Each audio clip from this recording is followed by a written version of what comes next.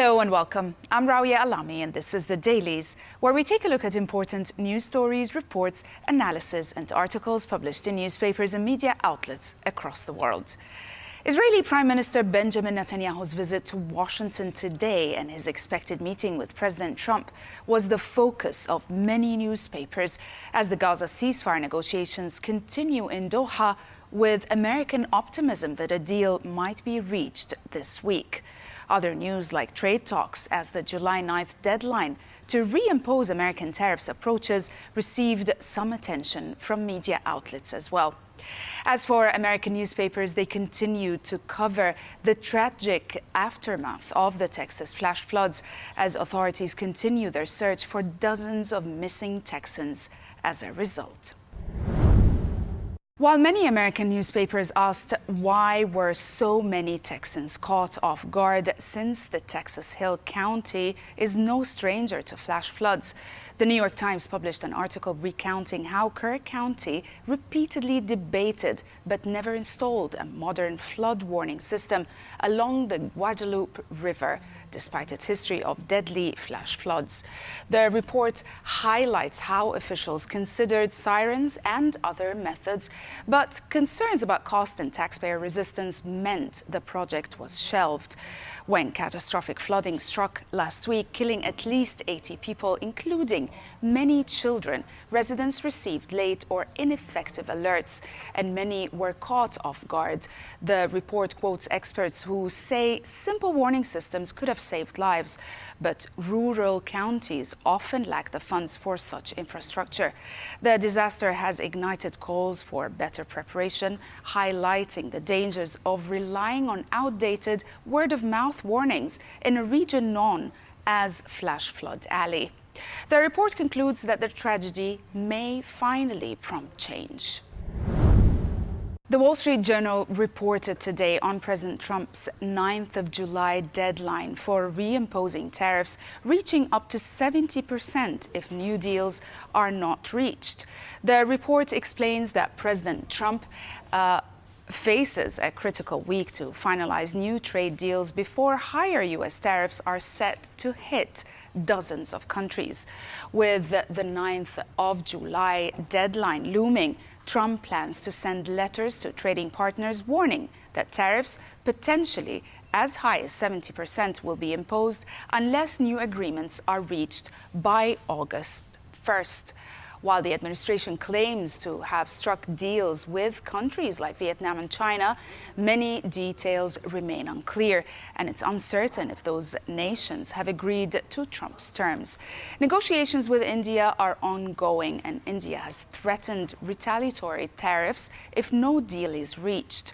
The uncertainty has left global markets and trading partners on edge as Trump's tough stance reshapes international trade relationships. We'll go back to the New York Times, which published a report detailing the dramatic unraveling of the once powerful alliance between President Trump and Elon Musk. Once close collaborators, their relationship soured after Musk denounced Trump's new domestic policy law and announced the launch of his own political platform, the America Party.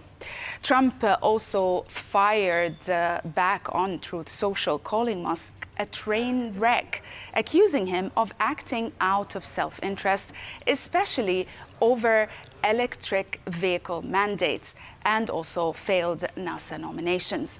The piece highlights growing tensions between political loyalty and corporate ambition. It also captures a sharp political rift with national implications as Musk hints at reshaping the 2026 midterms. The Guardian published an analysis on Israeli Prime Minister Benjamin Netanyahu's high-stakes visit to Washington, where he meets President Trump after a joint U.S.-Israeli attack on Iran's nuclear program. The analysis highlights how Netanyahu, bolstered by military gains, now leads negotiations with Hamas, which has shown openness to a 60-day truce but insists on a permanent ceasefire and UN-managed aid conditions Israel rejects. Despite this, Netanyahu has sent negotiations for indirect talks, signaling his control. The proposed deal includes staged troop withdrawals and hostage releases. The analysis points out that President Trump, keen for a diplomatic win, is growing impatient with the slow progress, while Netanyahu holds the strategic edge. Also, the piece concludes that Israeli Prime Minister's ability to steer post-war Gaza terms now overshadows even Trump's role in the negotiations. The Jerusalem Post revealed that Israeli Prime Minister Benjamin Netanyahu plans to ask President Trump for a formal U.S. green light to strike Iran if its nuclear program shows signs of revival. Netanyahu wants an agreement similar to what Israel has for Lebanon, where it can act quickly with prior U.S. approval if suspicious nuclear activity is detected. The report also explains that Israel is also pushing for renewed snapback sanctions on Iran, citing Tehran's refusal to cooperate with international nuclear inspectors. The move comes after recent U.S.-Israeli strikes heavily damaged Iran's Fordo nuclear facility, and as Israel continues to target Iranian-backed groups in Lebanon. The piece concludes that Netanyahu's goal is to ensure the U.S. will back swift Israeli action against any renewed nuclear threat from Iran, keeping close coordination between the two allies.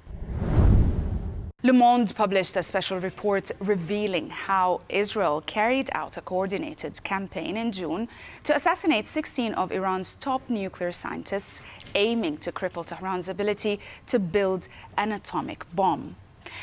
Many of the scientists targeted had been under Israeli surveillance for decades and were key figures in Iran's secretive nuclear programs.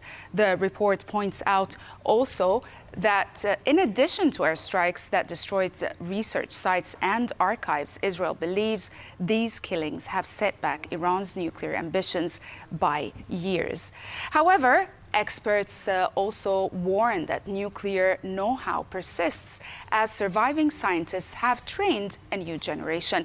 The report concludes that the strikes have heightened uncertainty with Iran's nuclear work, now even more secretive, and the risk of renewed efforts looming. The Washington Post published a review of satellite imagery and videos of the aftermath of the Israeli strike on Tehran's notorious Evin prison, a symbol of Iran's harsh regime. The strike just before noon on June 23rd caused devastation across 4 areas of the complex, including administrative offices and medical center, a family visitation area, and a solitary confinement block. The report highlights that satellite images and eyewitnesses' account confirm at least 17 buildings were damaged or destroyed, with chaos erupting as the attack hit during visiting hours. Also, Iranian officials say that at least 71 people died, including prison staff, civilians, and children. The piece explains how many prisoners were transferred to overcrowded facilities, raising humanitarian concerns. The report concludes that the strike has intensified scrutiny over the risks and ethics of targeting prisons, highlighting the vulnerability of those detained and the broader consequences of military escalation. The Times published a gripping feature on how Aaron Patterson became the mushroom murderer, unpacking the chilling true story behind Australia's most infamous recent homicide. Bernard Lagan traces Patterson's transformation from a reclusive, embittered figure into a convicted killer who laced a family lunch with deadly death cap mushrooms. The article delves into her history of isolation, emotional instability, and elaborate lies, most notably a fake cancer diagnosis used to lure relatives to her home. Lagan's narrative is rich with courtroom drama, forensic details, and psychological unraveling of Patterson, who maintained her innocence despite overwhelming evidence. The piece succeeds in blending character study with true crime reporting, painting a haunting portrait of guilt, deceit, and tragedy in a quiet Australian town. The piece concludes with haunting reminder of how isolation, resentment, and manipulation can culminate in one of Australia's most disturbing domestic crimes. That's it for today. Thanks for watching.